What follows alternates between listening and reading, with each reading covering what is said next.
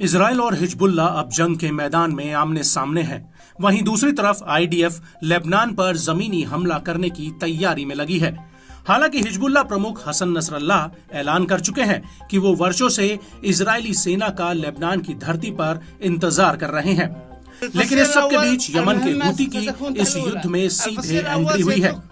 Houthi का कहना है कि अगर जरूरत पड़ी तो वो अपने हजारों लड़ाके इजराइल के खिलाफ लड़ने के लिए लेबनान भेजेगा।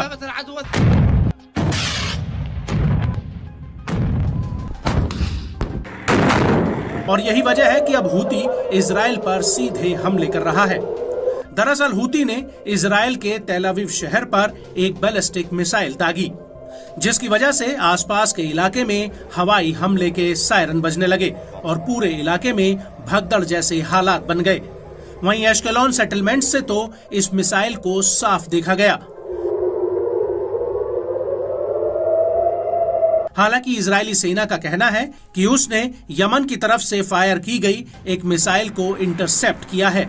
आईडीएफ ने टेलीग्राम पर एक बयान में कहा कि मिसाइल यमन की तरफ से दागी गई है, जिसे एरो एरियल डिफेंस सिस्टम ने इंटरसेप्ट किया। मिसाइल को हवा में ही मार गिराने के बाद सायरन और धमाके की आवाज सुनी गई। मिसाइल के नुकीले पंख नीचे आकर गिरे।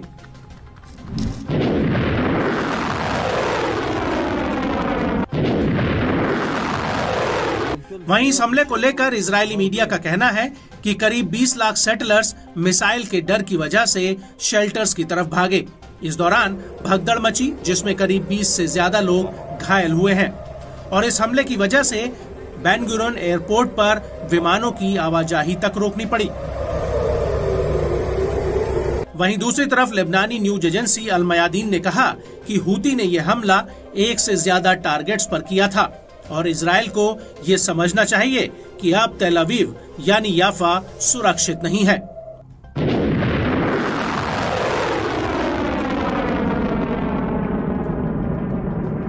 आपको बता दें कि इस हमले से पहले हूती के प्रमुख अब्दुल मलिक अल हूती ने एक टीवी संबोधन में इजराइल को बहुत बड़ी धमकी दी थी।